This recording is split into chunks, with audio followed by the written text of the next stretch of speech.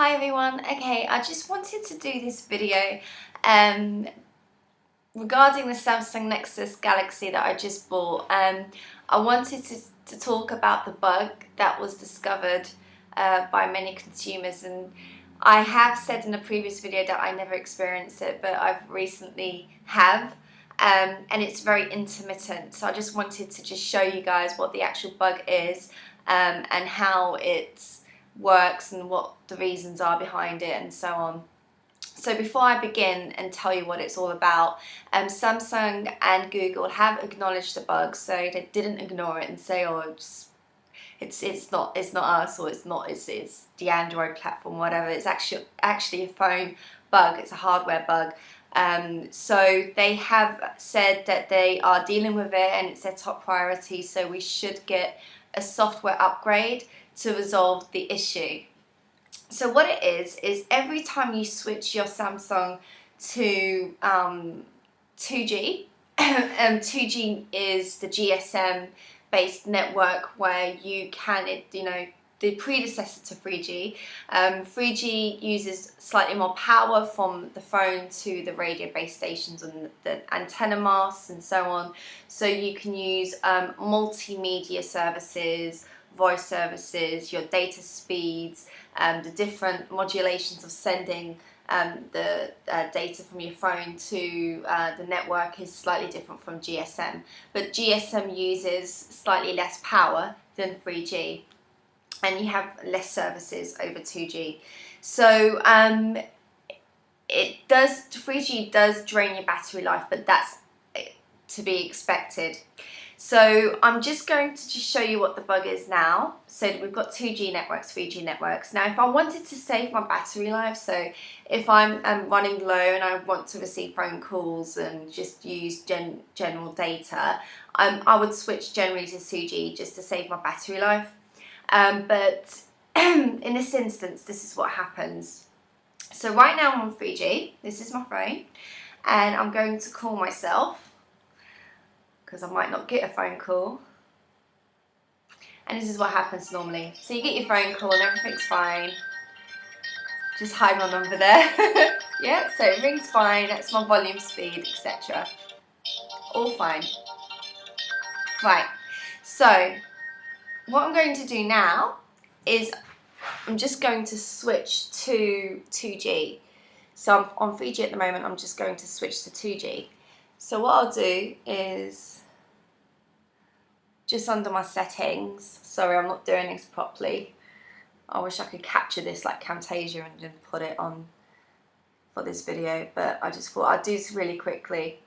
So to switch to 2G, you go to your settings, more, and then mobile networks, and then it says use 2G network, use only 2G network there. I'll click on that and it's ticked. So I'll go back to my home. Let's see if it pops up.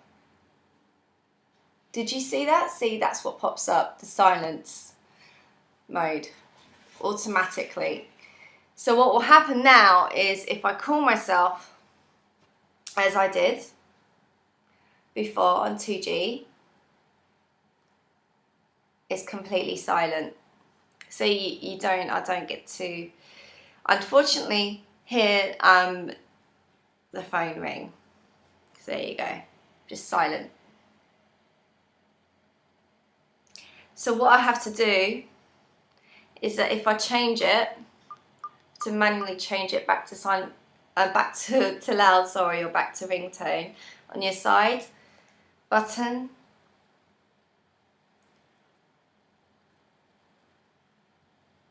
oh, I was on hold there. I called myself earlier and I was on hold, oops. Alright.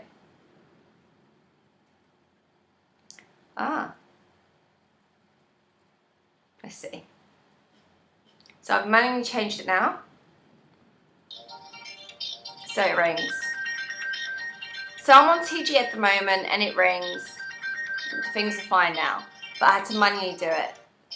So in my opinion, it's not the end of the world because it comes up and you just change it back to receiving phone calls normally, and making sure once that bug comes up, the silent bug, you just ensure that you manually put it back to normal volume. So it works if you put it back to normal volume, but if you just don't, then you'll receive phone calls, but you won't hear them, and it's completely silent, not even a vibrate works. So Google and Samsung are fixing the bug at the moment, so hopefully all should be sorted. But just for your information, if you're looking to buy it, it might be worthwhile, just if this does not bother you, buy it, because I know in the States it's coming out very soon, and the rest of Europe.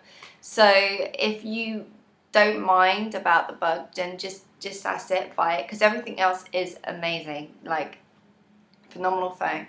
But if you want to wait, and I think I've got a sneaky feeling that Google won't release the phone until they fix the bug in the States, and then with that software upgrade, they've done it with all the batches, they can release the phone. So I think that's probably what's on their agenda.